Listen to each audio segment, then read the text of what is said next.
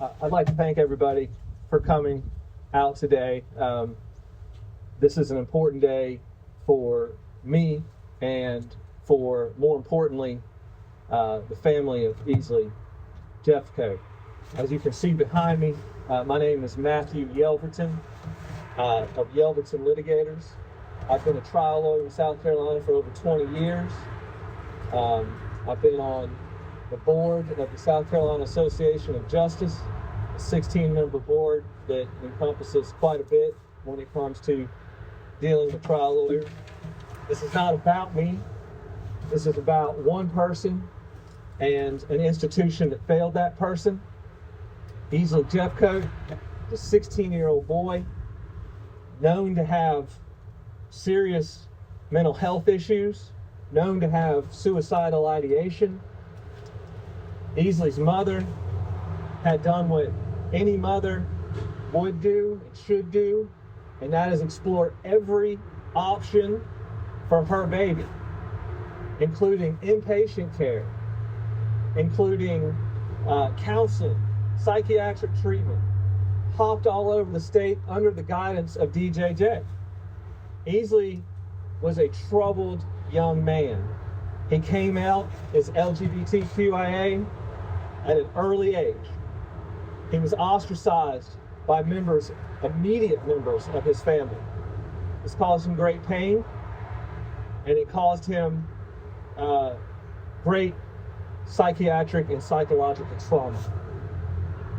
Through that trauma, it began to manifest in suicidal ideation, self-harm, drug use, all things common with the experience that children like Easley in South Carolina and throughout the nation experience every day. Easley got in trouble.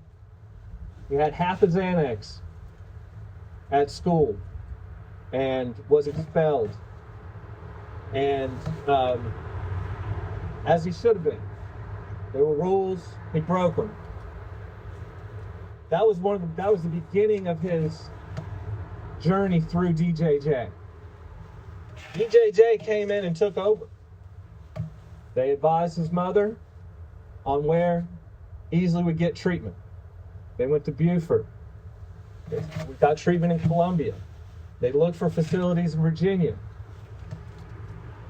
At some point, DJJ held themselves out to be the best option for Easley's care. This institution across the street from me, was fully aware of all of Easley Jeffcoat's psychiatric and psychological mental health issues. They were aware of the treatment that they had observed because he was part of the court system after a minor incident that I discussed earlier. They were aware of every step that his mother, who loved him more than anything in the world, took to protect her baby. And they held themselves out as the best option for Easley's care. Easley was not detained within DJJ. Easley was seeking treatment at DJJ. There's a difference. And DJJ ensured his mother that they were competent and capable and caring enough to take care of her child. We will imminently file a lawsuit which will include allegations of gross negligence on the part of DJJ. I will make this promise standing here today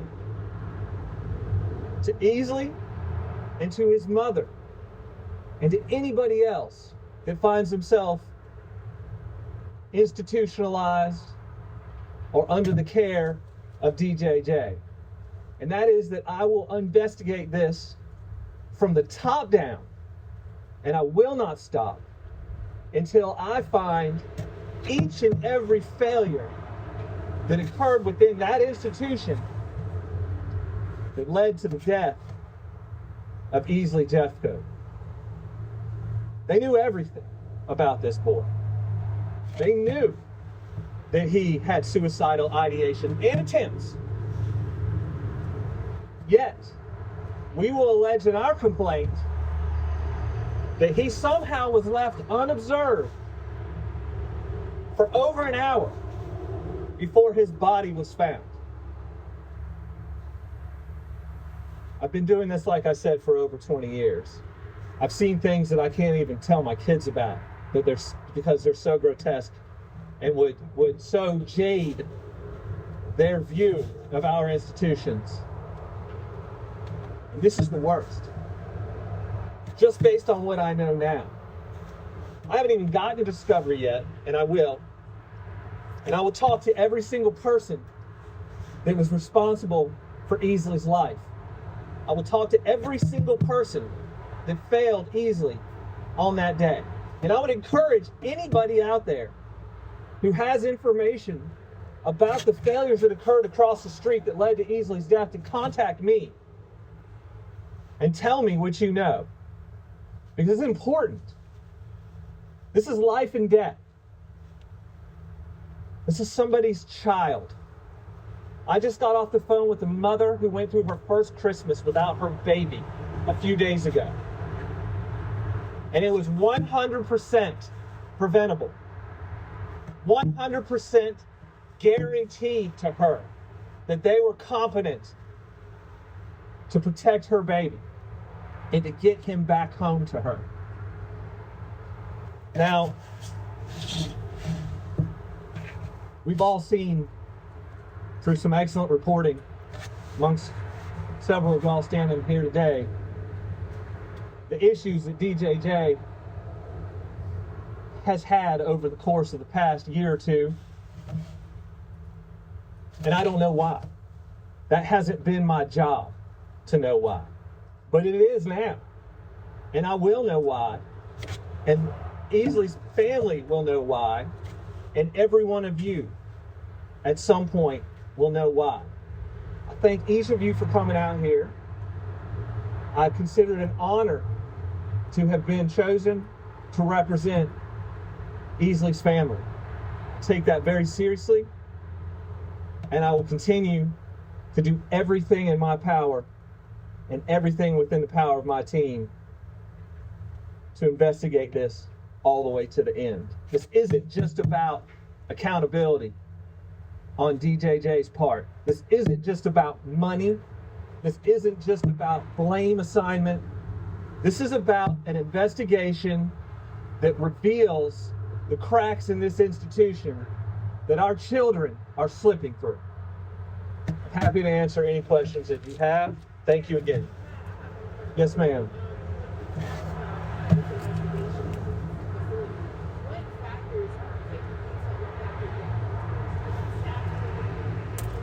Thank you for that question. It's a great question. Yes, our complaint will allege failures from the top down. Everything from the policies and procedures that have been implemented. We will have experts evaluating every single policy and procedure and making sure that those are, comparing those to competent policies and procedures that exist nationwide. We'll investigate the hiring practices at DJJ. It is important, if you're going to have policies and procedures in place to protect children, that you also have staff that is competent to implement those policies and procedures. To do so, you must be diligent in your hiring process. We will also allege in our complaint that there were gross failures in training of the employees at DJJ, specifically those who were tasked with ensuring that Easley Jeffcoat did not die under their care. Finally, along with the policies in place, the hiring processes in place, the training in place, it is essential in order for those policies to be implemented properly and upheld that there be proper supervision. There was clearly failures in all three of those areas. Supervision, the implementation of the policy and procedures through proper hiring, and the implementation of proper training practices. There were failure in all aspects. That's what our complaint will allege, and that's what I intend to prove.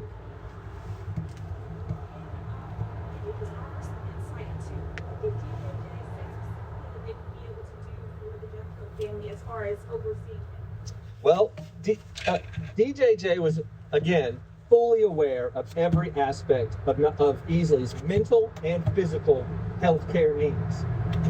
Easley was unique in that he was born with a kidney disorder.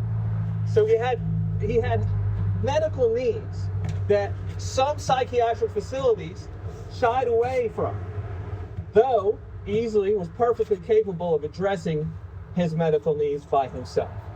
But DJJ informed Lacey, Easley's mother, that they needed time to find a placement facility where he could get the psychiatric care for his well-known suicidal ideations and attempts at a place that could also address his medical needs.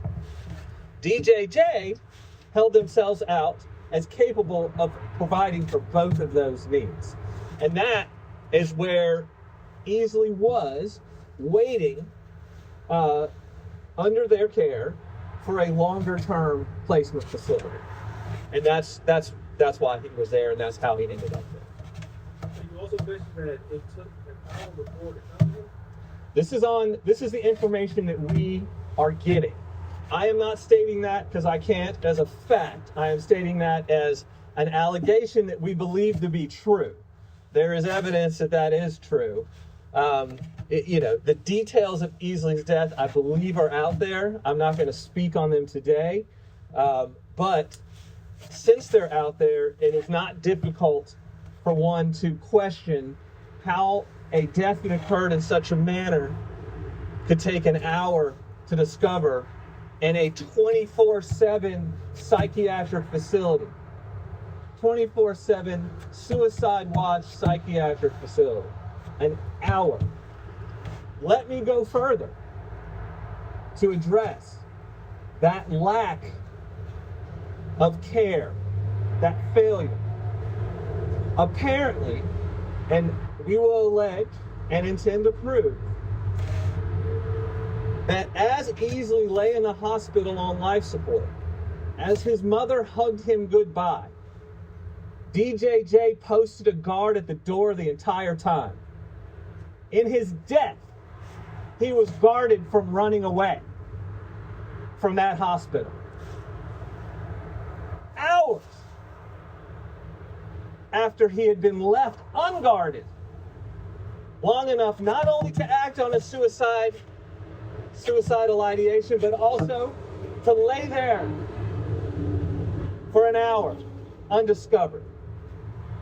They failed, allegedly, to watch him at DJJ where they promised his mother they would, yet in his death they posted a guard at the door. I've never seen anything like that in my career.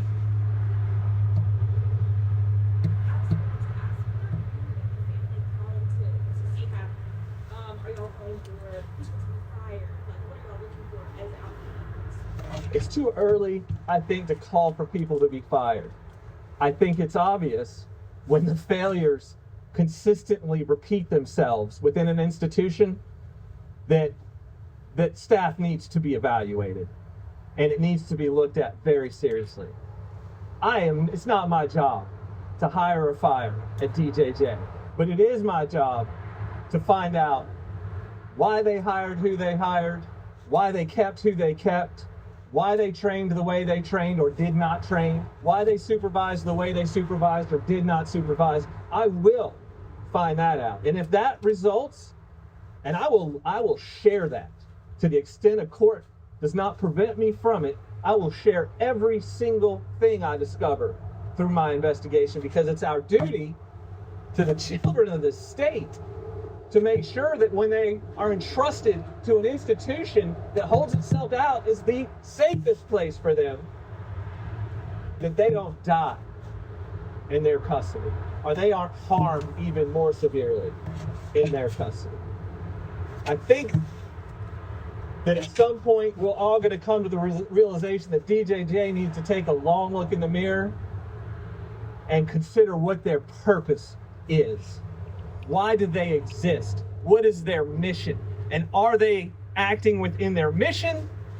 Or are they just acting in a self-perpetuating process that is not actually consistent with their mission? hope that answered your question. Anybody else? Yes, ma'am. When do you intend to file? We're waiting till the first of the year.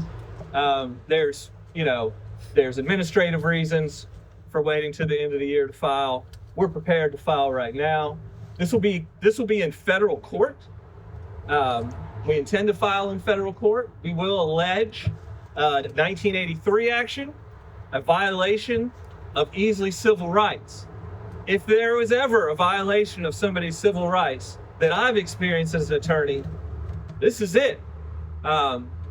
There's, as you know, 1983 applies across a broad spectrum of incidents. 1983 can apply to anybody acting under the color of law that violates civil rights. We've seen it historically in conduct towards our African American community. We've seen it in conduct towards our LGBTQ community. We've seen it implemented as protection against law enforcement in any community. And I'm thankful that we have this federal statute that allows us to pursue this outside of the state courts and within the federal courts, and also allows us to fully investigate the failings of DJJ in a manner that I think will most benefit the family and the community. So are we looking at criminal or civil charges? I have no authority to bring criminal charges.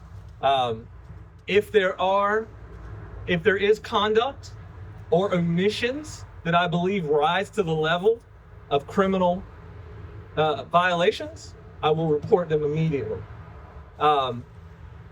It's early for that. My focus as a civil attorney right now is filing the complaint in federal court, beginning the discovery process, obtaining subpoena power, which greatly enhances my ability to investigate. And as soon as I get the information I need through the discovery process, through the written discovery process, I will immediately begin taking in-person depositions, starting with everybody that was in the room that day and working my way all the way up to the top.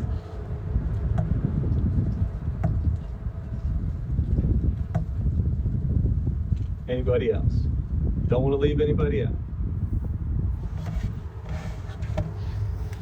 All right, guys. Well, thanks again. Appreciate everybody coming.